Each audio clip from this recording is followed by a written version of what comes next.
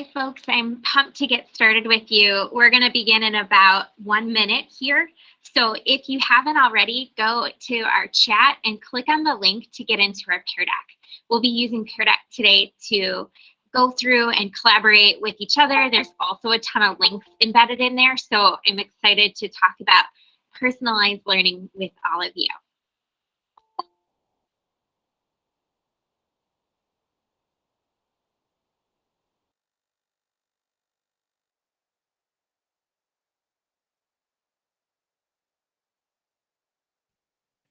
All right, and as Stephanie just said, welcome everybody to SPARCC 2022. My name is Matthew Mays. I'm lucky enough to be the host for this wonderful session, which is titled Personalize This, Tools and Tips to Create Learning Pathways for Students, presented by the wonderful Steph Suko. So she comes to us from the Community High School District 155, which she told me was about an hour outside of Chicago in Illinois in the United States, which is an incredible thing that I get to say because our conference has gone global. There are so many people from all over attending. So without further ado, Stephanie, when you are ready, there are a bunch of people here in this call who would love to learn about the amazing things that you have to share with us. Great. Thanks, Matt. And hi, everybody from all over the country, even the world. It's so exciting that we're able to use technology to connect and to get ready for the coming school year. I know my school year starts on Monday, so we start really early this year, but I am excited to be in my classroom and to invite you all into it as well. So as we go, we'll be using Peer Deck, and as you can see, I've got my Peer Deck slide pulled up. So if you go into the chat, there's a link that you can get into the Peer Deck too. Now, I teach all high school seniors, so I like to have Peer Deck open when they are walking in from a passing period, and I'll put a puzzle, a challenge, a conversation starter, or sometimes I just put a blank slide like this one right here, so that as people trickle in at different times, they can get started, and then as soon as that bell rings, we can jump into the day. If you haven't used Peer Deck, I love Peer Deck, and I have tons of resources that I'm happy to share with all of you as we go here. But just taking a look, so down here you can see on my screen, I'm going to show responses. And so I can zoom in here, and it's just really fun to see what people create.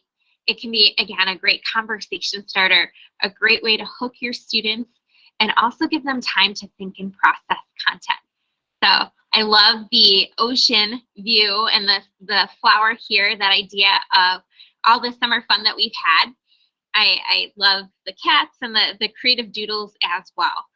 So we're going to move forward and let's dig in. So today we're going to talk about customizing and creating unique learning experiences for every student. I think one positive thing that came out of COVID is that we learned to teach and instruct and connect with students and people in all sorts of different ways. So now that we've hopefully moved past all of that, we can leverage those skills to create unique and personalized experiences for our students and enhance their learning opportunities. So with Peer Deck, students go to joinpd.com, and you can see here, there is a code, and it's a unique code every time you start a Peer Deck. If you're working with students in an LMS, or if they're one-to-one with devices, you can also give them the link, which is what we did here today. And you'll see with Peer Deck, there is a teacher dashboard, which allows you to see your students' responses as well. So a little bit about me. My name is Steph Suko, and I am an instructional coach as well as an English teacher. I teach all seniors. I teach a class called dual credit speech. So we are communicating and talking all the time. My Twitter is right there, as well as my school email. So if you have questions or if you're looking for resources, I'm always happy to connect and collaborate with anybody. So since we want to connect and collaborate, if you guys could, on your screen here on the right-hand side or on the actual slide itself, if you could click that link and take a minute to share who you are and what you teach. And then you'll see that I have the roster here as well, so that after today's session, we can connect with each other and we can find each other on Twitter or anywhere else.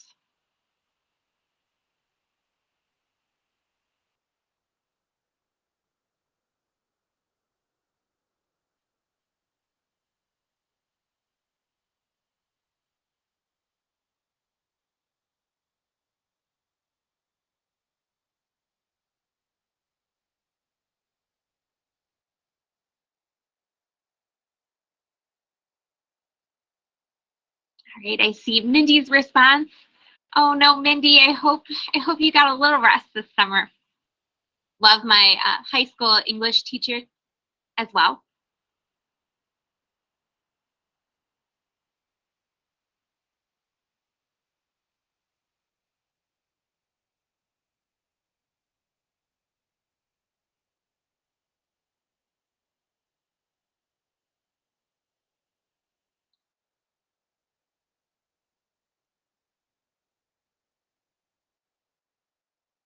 Okay, Anna Lee got married. Congratulations, Anna Lee.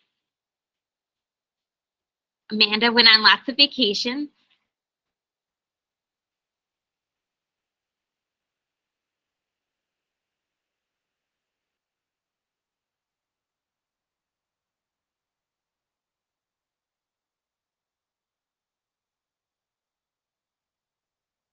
Now, the one thing about Pear Deck, if you embed or app smash, which means you take other applications and utilize them with Pear Deck, you have to make sure that your students are done with a task before you move to the next slide. So I'm going to wait just about 30 more seconds here.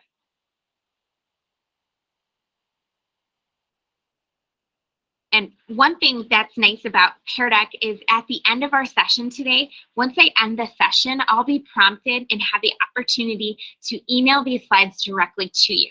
So anything that you do to interact, like the drawing slide, or there'll be some text box slides which will be available to you, you'll be able to receive those as well. So it's super nice. Pear Deck is great for even student note-taking. If you put a text box along with a slide and you don't necessarily even give students a prompt, it gives them space to record their ideas and save information for later use. So another thing that I love about Pear Deck is that it allows students to really interact and then save those notes or save that interaction for later. And Pear Deck can be done in instructor pace, which is what we're using for today's session, but it can also be turned on to student pace mode, which is really great for personalization because every student works at their own pace. So finding different ways for students to progress through a lesson at their own pace or at their own rate can be really, really powerful too. So this tool is very flexible and can be personalized to what you as the instructor are trying to do, or even what your students individually need for their learning process. So I'm going to take a look here. Okay, we've got a few more. I love hearing about all the awesome things that you guys were able to do. So I'm about to advance to the next slide. And remember, anything that we go through, you'll be able to access in links at the end of this session as soon as we're done.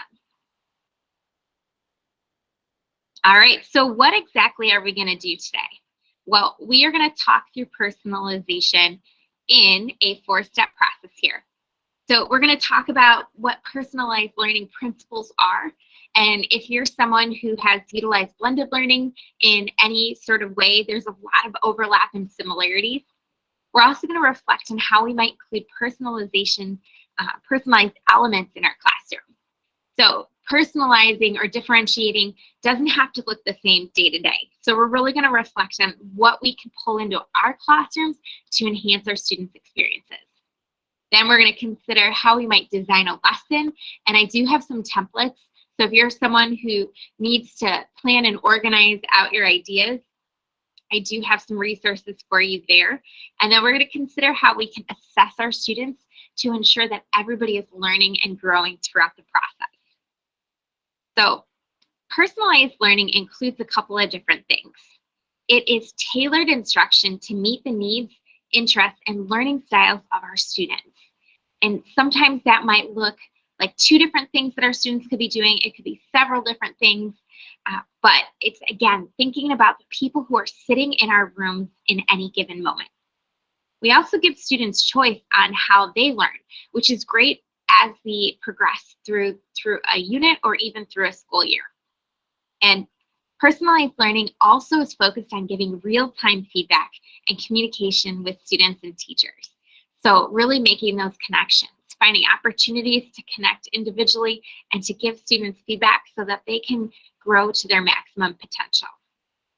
It also empowers teachers. I think personalized learning can take a little bit more time to set up. It takes time to find the styles and the strategies that work best for you. But once you find that, I find personally with personalized learning that I have more one-on-one time with my students. It really has allowed me to enhance the relationships that I have with my students. And it also has helped me to empower them to grow and to get ready for the next level of learning, which in my case is the college level. Also, utilizing technology and innovation is really, really important and can make personalized learning even better. So I love this quote from Pernille Rip, who is she's an elementary literacy teacher and coach. And she says, the beauty of personalized learning is that even the smallest changes can make the biggest difference. And again, I think when we think about shifting our instructional ideas, it can feel really overwhelming. But personalization can be done in small ways, and it can be adapted, and different strategies can be used over time. So again, I'm going to give a lot of information to you, but remember, you can pick what works best for you, and you can move at your own pace that you need, as well as the pace that your students need. So I would love to hear. So on the right-hand side, you're going to see that Pear Deck box, that text box there. If you could share with me, what do you already know about personalized learning? And if you're using any aspect of personalized learning, how are you using it in your classroom?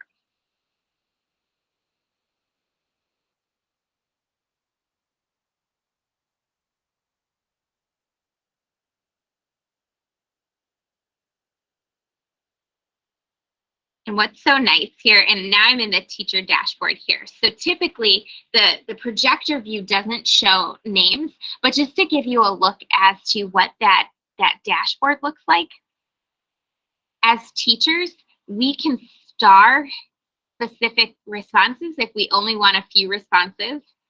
We can also click and hide a response as well. And so if we go back here,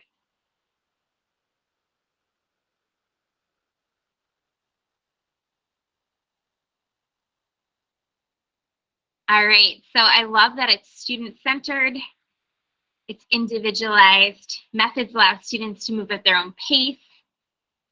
Awesome, Amy. I get to know my students through an inventory at Google Slides at the beginning.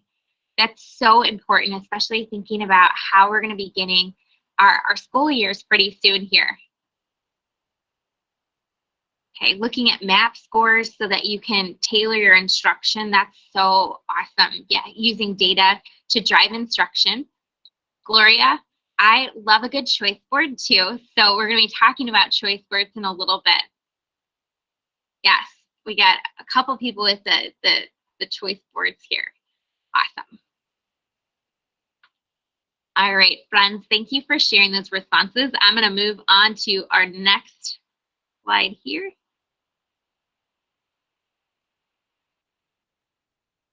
Don't mind me, my computer's running just a tad bit slow here. There we go. All right, step one, we're going to familiarize ourselves with personalized learning principles. So if you're newer to it, here is a checklist. If you could check off some of your current practices that you include in your classroom. Now, these are all different ways to personalize, and I think a lot of people don't realize how much personalization we are doing naturally for our students.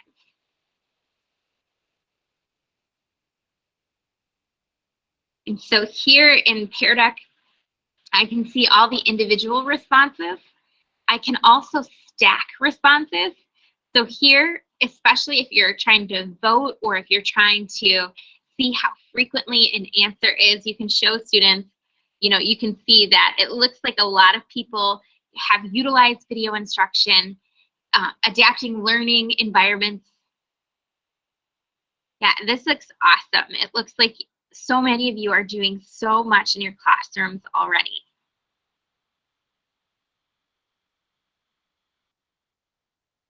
All right, moving to the next slide here.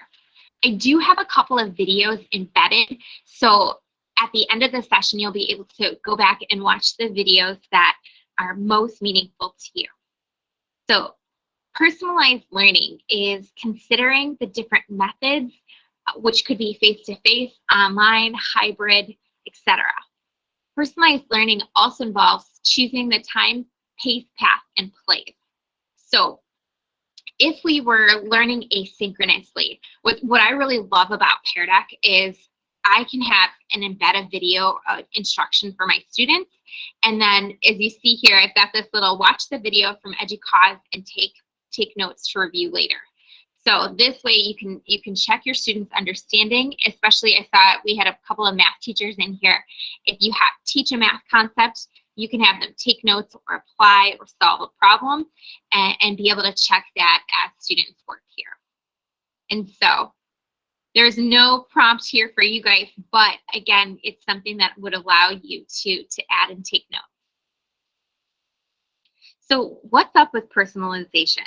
I think there's 4 main points, and here is another really great video that I'm going to skip for right now that you can go back and watch. And it really hits on these 4 different points. Data-driven decisions. And I saw that in an earlier response, one of you said that you use a Google form to do an interest survey of your students. That's so important on the first day as we're getting to know our students, whether it's qualitative information from them or looking at that quantitative data from MAP scores, previous test scores, to just understand where our students are at. That allows us to move into that targeted instruction so we can target where students' gaps in learning might be. It allows us to create some flexible content. And then most importantly, personalized learning really empowers students to take ownership of their own learning. They get some choices in how they're learning or what they're learning or even how they're demonstrating mastery, but giving them that choice and giving them a role in deciding how or what they learn can be really powerful too. So if you're like me, I love reading a good article on understanding a concept as well. So if you, again, at the end of this session, if you want to explore more resources about the myths of personalized learning, you can check that out. I also have some really great resources from D2L, EduCause, and Ed Elements that talk about what personalized learning is. The biggest thing when it comes to myths about personalized learning, as an instructional coach, one of the things that I saw that teachers were really hesitant about was they thought that technology was replacing the teacher. And that's not the case at all. If anything, we are even more involved in connecting with our students because we're connecting with students in multiple ways. Also, when no tech or low tech is a better option for you and your students, absolutely always follow or choose the instructional method that works best for students. And so it isn't about the tech. It isn't about students working completely on their own all the time. In fact, personalized learning strategies increases the amount of time and opportunities that students have to collaborate with you as well as their peers. So again, what I love is Pear Deck allows you to app smash or to combine multiple applications into one. And so here you can see that this is a slide that I typically utilize with my students. So show what you know. So you could create a video, record an audio, draw, or just type, and then elaborate on what personalized learning might look like in your classroom. And so what's really neat, if we go to our Pear Deck here, in the teacher dashboard, I can open and pop open the link. and I can utilize Padlet here. So I see that there's already some responses. And so again, personalized learning, I love this analogy, is like a buffet. There's all sorts of options and we all have different preferences, and students can take what they need and they can show what they know.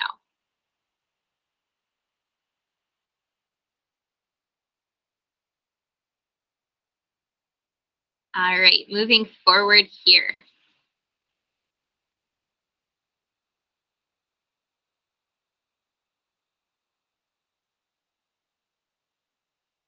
So now that we've gone over some resources that you can explore to understand what personalized learning is, let's reflect on how we might include personalized learning elements in our classrooms. So I have done, and something that a big initiative prior to the pandemic in my own school was blended learning. And again, when you're talking about pace, place, and path, blended learning and personalization have a lot of overlap. So what does that look like? Well, here is a great chart that gives you some overviews on how you can structure your personalized classroom in ways that can teach students. So station rotation, prior to really exploring what blended learning is, as a high school teacher, I always thought that it was more a strategy done at an elementary level. But I do have to say that station rotation is something that I utilize in my classroom every single week because it allows me to have small group time with students. It also allows me to utilize videos and some technology so that students can drive their own learning, and it also gives students time to collaborate. So creating learning stations is really, really powerful, and as students learn that routine, then they can go to and take the time that they need in different places. The flipped classroom model, which was really popular, has been popular for a while, but is definitely something we utilized during the pandemic, is another great way to include some of those personalized strategies. And then a la carte, which is choice boards. So now we're going to dig into a little bit more about what these strategies look like and how they can be used to personalize that learning experience. So let's get started with station rotation, which, like I said, is one of my favorite strategies. So if you click the link here, Catlin Tucker is one of the gurus and experts on blended learning. She has so many resources out there. And so here's a really great blog on her station rotation model. So in station rotation, students, like I just said, rotate through a variety of activities that could be synchronous or could be asynchronous. Edpuzzle, any sort of LMS, Flipgrid, now called Flip, are some really great ways for students to go through their activities. This rotation can take multiple days. It can take a really short amount of time or a much longer period of time. The chart over here on the right really gives us a guide. When it comes to personalization, finding balance between the different methods that students are learning is a great way to make sure that to check for understanding and make sure that students are progressing. If they're out on their own for too long, sometimes that we don't always catch when students are struggling. So I like to follow this 4-step rotation for my classroom, which is a teacher station, a practice independent station, a collaborative station where they can work with their students, and then some sort of tech-based station, which is usually some sort of Edpuzzle or flipped video. If you're looking for what to do or what resources or tech tools can be great for asynchronous or synchronous learning, I have a couple of one-pagers that I've shared with you. And so as you can see and walk through this one-pager, I have a couple of questions or prompts, and then you can look at different assessment ideas and then some helpful tools. Now, station rotation, the positives and the drawbacks here. Positives are smaller groups of students give more opportunities for students to ask questions and share ideas. It is so great for that student check-in. And I have to say that when I use station rotation, I really find that I build really strong relationships with my students. The drawbacks, however, are it can be harder to monitor progress. Students sometimes skip a step. It takes a little bit of time to train students how to go through a station rotation if they haven't done it before. And it does take some time to set up. So I have linked here is something that you can use as a template. I have an example of my station rotation, my guide for my students. And so I have slides which have different instruction for my students for each step of the process. I like to color code my stations. And then students have a student doc, they have a student doc that they open as well, and that helps them to record their responses. So that bit of organization is really helpful for students. And again, it allows me to give feedback in real time as well as asynchronously. So one of the stations that I use is typically a flipped station. Again, going back to Catlin Tucker, she has a really short video, but a really powerful one that talks about how to organize those videos. And so I know many of my colleagues were really frustrated with the time that we spent when we were remote to create information or to teach content to our students.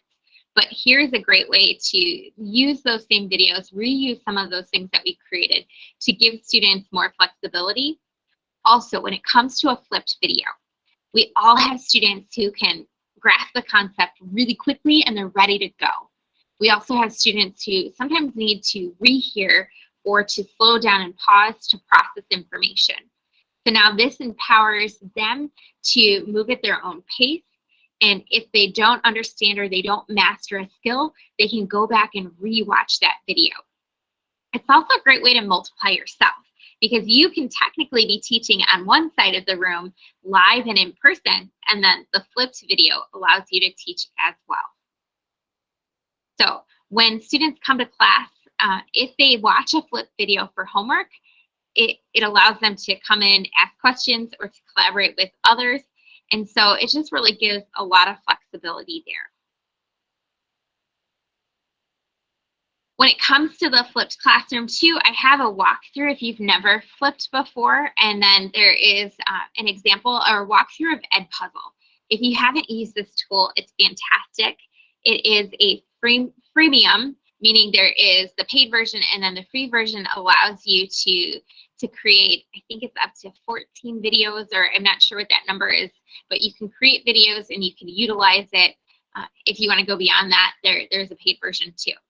And the positive is everyone receives the same lesson. Students have that guided practice and they can rewatch those videos as needed. The drawbacks are students aren't with you live, so they can't always ask those questions live. And not every student watches those videos. And so it's important to, if you know you have students who don't have internet at home, or you know that you have students who haven't watched the videos, to create an opportunity to make sure that they get caught up.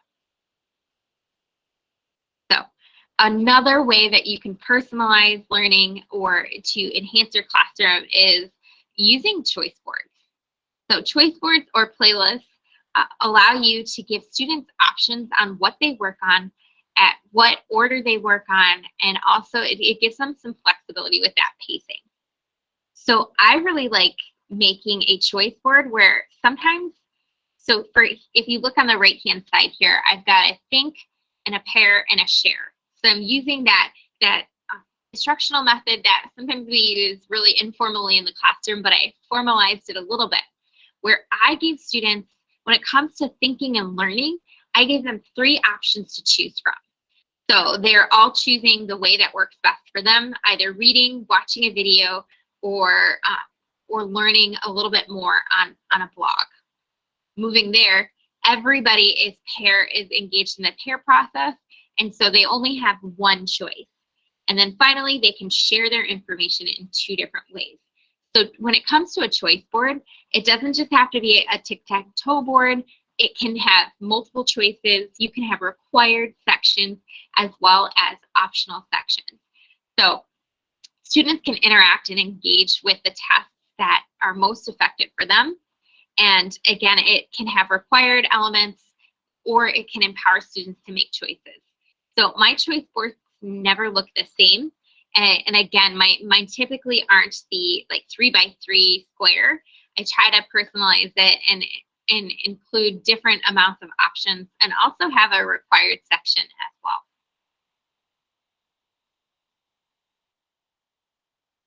So here are just some more ways to do choice boards. Here on the left-hand side, I taught a lower level sophomore English class.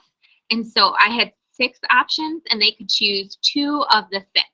And so there wasn't any sort of complete a row or complete certain requirements. They had 6 options. And then sometimes grading playlists and choice boards can be really complicated or be really time consuming. So creating a rubric that is generic enough that allows for multiple different ways to show mastery can be really, really powerful and save you time, as well as giving that equitable feedback to every single person.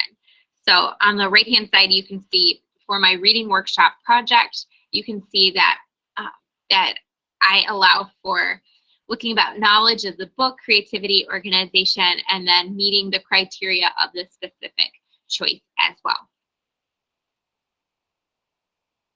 When it comes to playlists or giving students a list of options they need to complete, this is something that I do all the time at all levels that I've taught, where I'll have a to-do list with 4 or 5 different activities, and it could be for the week, it could be for the period. And so I like to print them out on Post-it notes. And so I have this little template. If you're someone who loves a good Post-it note, it's really helpful for my older learners who have their Chromebooks, because they can stick the Post-it right on their Chromebook and they can go through and make sure they check everything off the list. So here is that Post-it template. If you want to try creating a playlist for your students, that can be something tangible and something that can stick onto their Chromebook. Now, depending on your printer, be really, really careful when it comes to printing Post-it notes. If it's not set up correctly, I may have jammed a printer or 2 in my day, but once you know how to feed it through the printer, it should be no problem. And my students really love when they get Post-it notes, so it's a really helpful tool as well. Now, there are, with all of these different strategies that you're including into your classroom to personalize the learning experience for your students, there's always positives and drawbacks. One of those positives is that students have more of a voice in what they're learning and how. Students can work at their own pace, and there's a lot of flexibility when it comes to that personalization through those choice boards and through the playlist. Now, the drawback is making sure that all students complete the required tasks. It can be harder to track during a lesson, and students need to be taught these protocols and expectations before we let them loose. And so if you really establish that at the beginning of the year or have really clear expectations, that can be really helpful. And that's why, for me, I like to print something off for my students so that they can check off all the things that they need to do. And adult learners love choice boards too. So I have if you're someone like me who is an instructional leader or coach, you can make a choice board for your colleagues as well. And I did a March Madness PD last year where students or teachers had, 25 different choices, and they could make bingos, and it was really, really cool to watch them explore that. So if you're on any sort of instructional team or lead any PD, definitely check out this choice board for adults. Now, questions to consider here. So the big thing is, and if you, and I go over here to my teacher dashboard, the mix map allows you to organize. I usually do this by unit, but it allows me to organize what I need to accomplish face-to-face with my students. It allows me to look at what students can do asynchronously or without me. And then there's that overlap of both. And so here's a mix map from Oregon State, which is really great for planning for personalization. And so going back here, I like to ask myself these 3 questions. What can be completed asynchronously and what needs to be direct instruct or taught live? What is face-to-face and what is in person? And then what are some remote learning formats as well? So varying those different strategies and really considering that the content and the students that I have in my classroom is really, really powerful.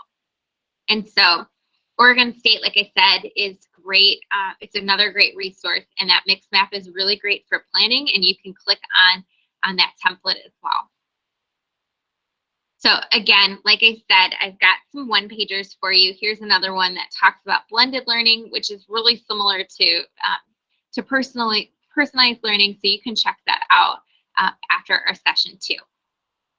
All right, friends, I have said a lot of information to you. So I would love to get some feedback from you and to hear what learning models you might include in a personalized learning lesson.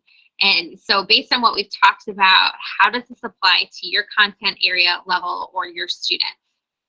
And you can add that feedback in the text box on the right-hand side of your screen.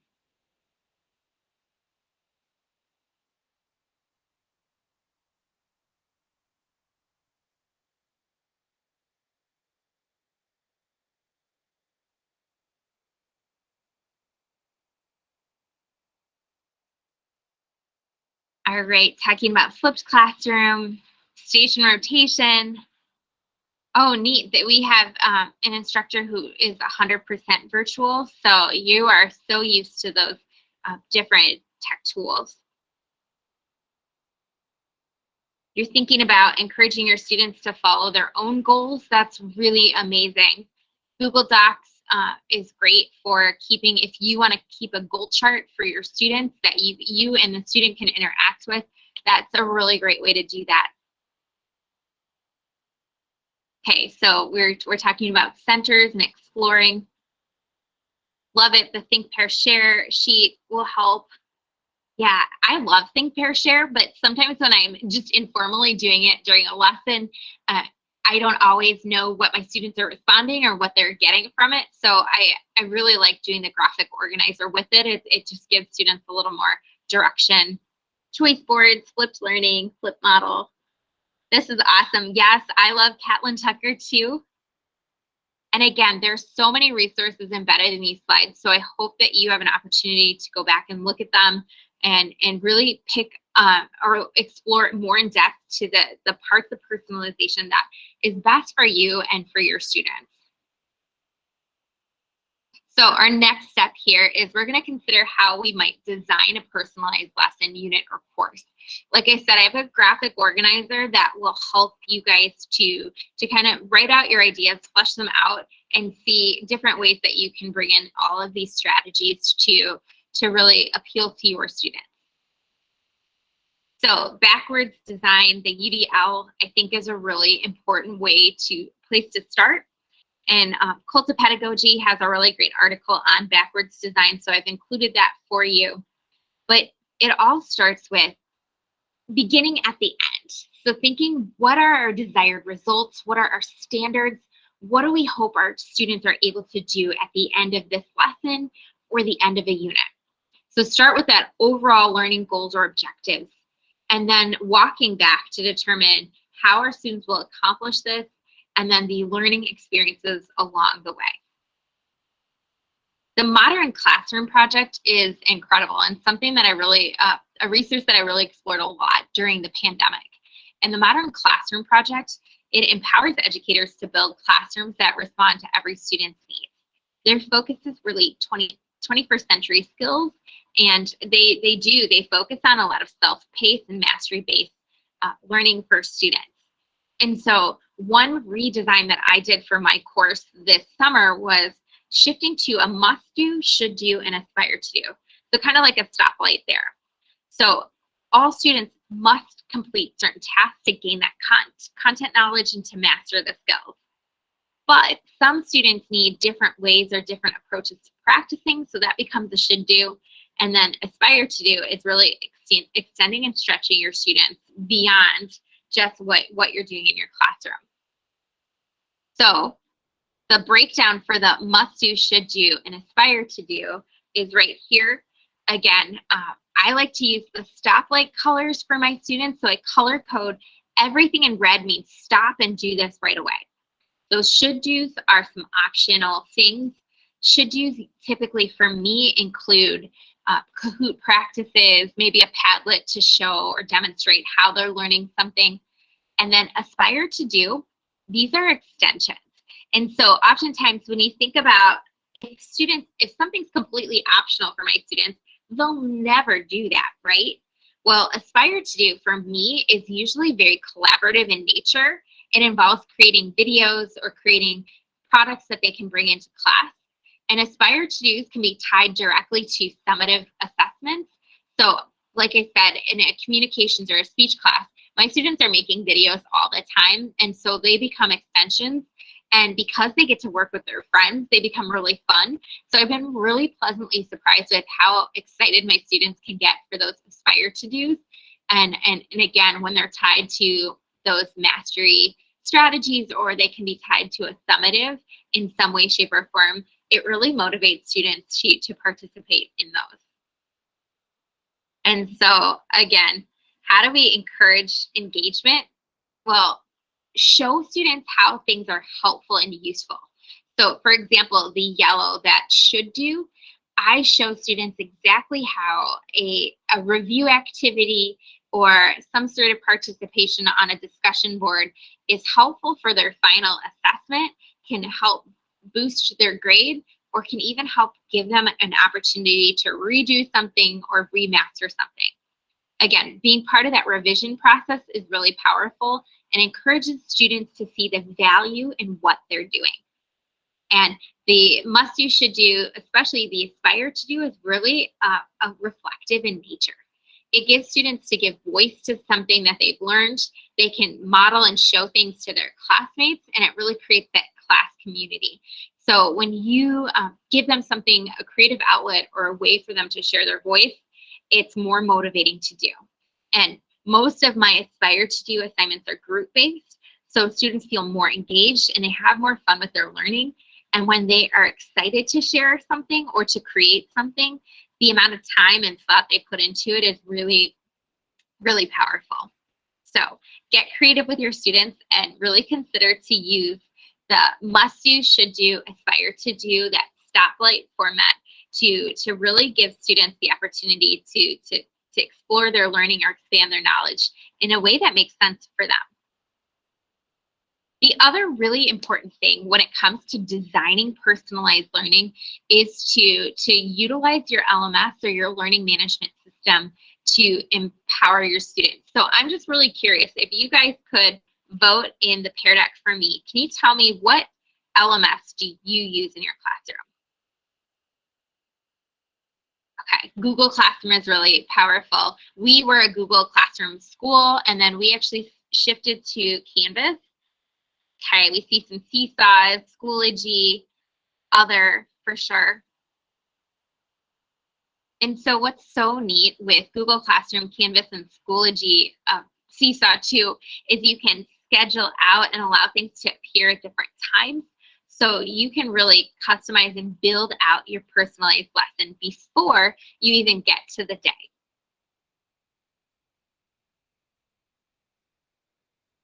Awesome. Here is an example, a screenshot of my LMS.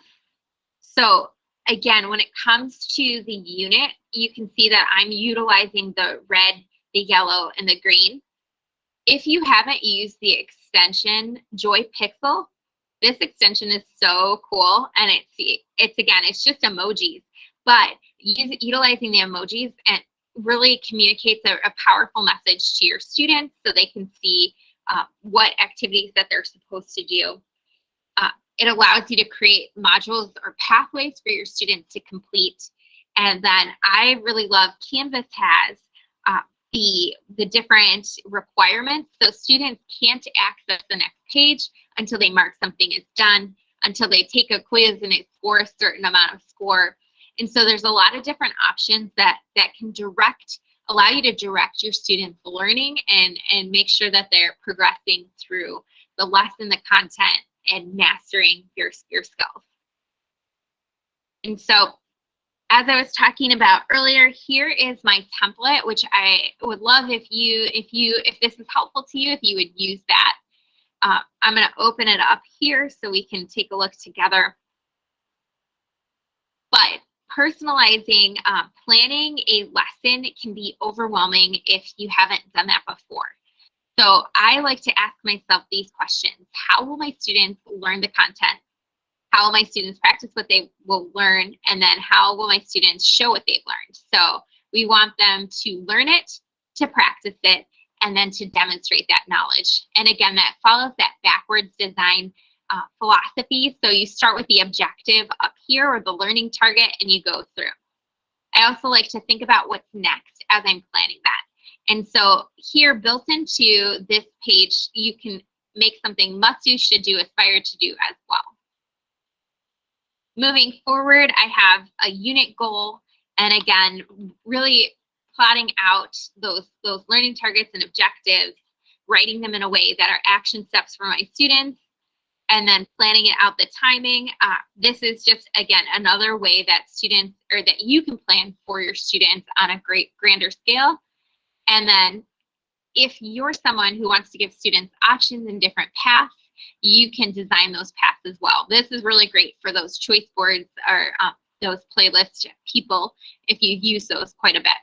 So make a copy, utilize this, tweak it so that it is most effective for you, because again, personalization is so empowering for students, but can also feel really overwhelming for us as the instructors as we're starting to adopt this process or these principles into our classroom.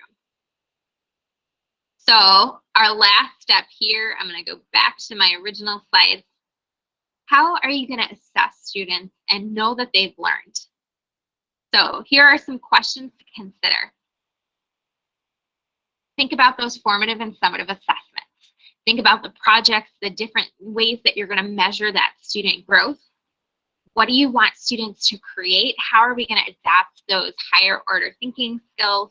And then again, how are we going to know officially that they've mastered them?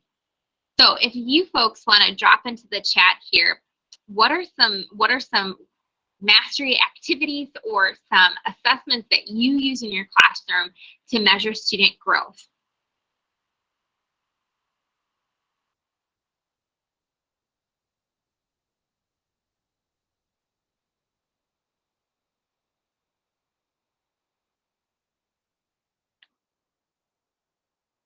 Oh, iReady, do a lot of projects, choice boards, Edpuzzle, absolutely. Edpuzzle is so helpful in terms of tracking what they've watched and how they're doing. Love a whiteboard check, progress monitoring, group critiques, fabulous. There's so many different ways to assess our students, and I think that's what's really neat about, again, living in a post-pandemic world where, you know, we only could interact digitally for a time. Just really made us think outside the box and how we assess our students.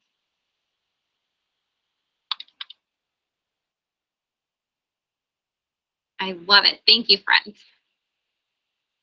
So if you are like me and I love learning a good formative assessment tool, I have some links and some videos that you guys can utilize on different ways to assess students. I mean, Kahoot's a classic. Look at, I don't know if you've utilized it. I know it really took off at our high school. It's been around for a while, but last year was really popular. GimKit is another one because not only can teachers create GimKits, but students can create GimKit questions and they can collaborate on that. Quizzes, Quizlet, Pear Deck, there's so many different options out there. Now, one of my suggestions or things to think about is, because it's so overwhelming, pick a couple of tech tools that really work well for you and really use them well and in depth, because we can all get so overwhelmed or bogged down by the tech that we can miss out on content. So choose what works best for you. And then for me, I like to use them together in ways that can enhance that student experience. Now, with summative assessments here, you guys can drop into the Padlet right here. If you've got a great summative assessment, something that is beyond just a traditional test and you want to share it, that would be awesome. And I love to, again, with the Pear Deck teacher dashboard, I can open up my link here.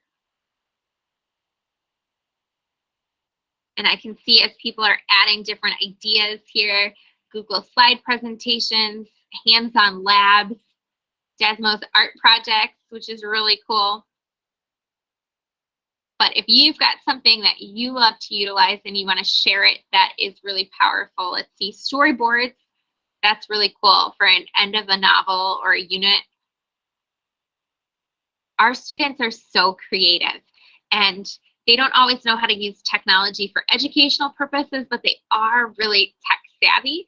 And so giving them some options to either have a low tech or a high tech option is really powerful. And I'm always so amazed at what our students can create.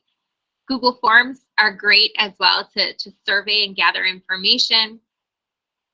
Again, as we're looking for data, Google Forms is such a classic and such a fast way to gather that information, and I love the charts that they create. So thank you for sharing some of those. All right, friends, it's the same chart that you've finished before, but now that we've talked about personalized strategies, I would love to hear, as we're thinking about the upcoming 2022-2023 school year, what might you do? What are some of your goals or things you want to try in your classroom? So if you want to check what we've talked about here. I love it. I'm seeing a few of you have checked everything. And it's so important to note that we don't have to use all of these strategies, all of these different approaches in a single class period or on a single day. We can mix and match and use what works best for our students.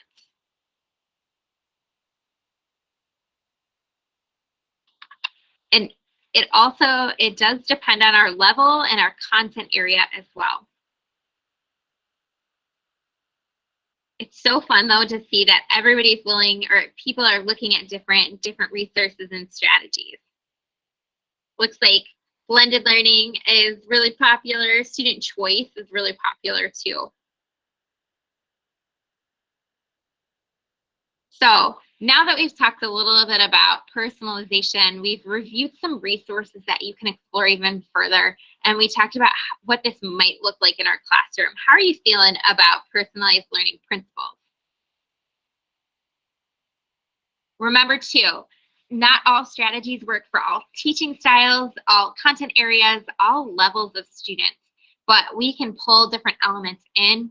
And I love personalization too. Like when I'm using it in my classroom, students get really excited, or teachers get really excited to see how excited students are, and people pull and share different ideas as well. So don't forget to collaborate when you are personalizing your learning experience, because the setup can take a while too. So we have just a few minutes left.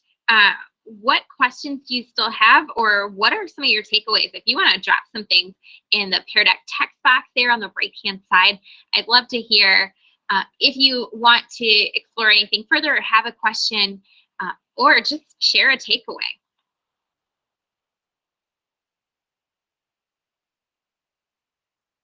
Question: how long did it take to develop teaching tools? So I am about to start year 15 of teaching. So I've been teaching for a while. I developed something different, all the time. That template was something that I've been working on for the last couple of years and really playing with and seeing how it works with my students.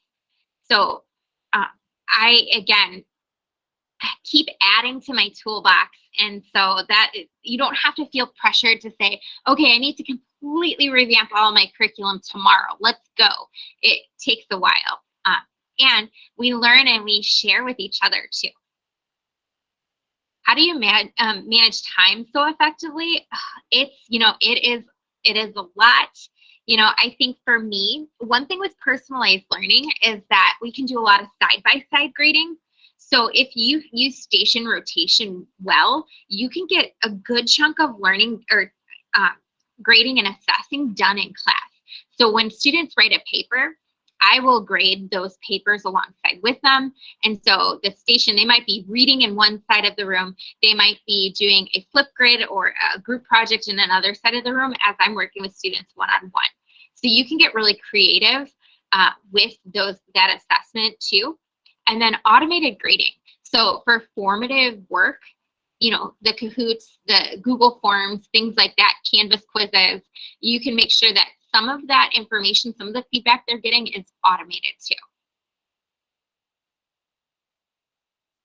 Oh, for the must do, should do, aspire to do, that's the Modern Classroom. So they're a professional development company, and they have a lot of free resources on their website. So definitely check them out if that's something that you loved.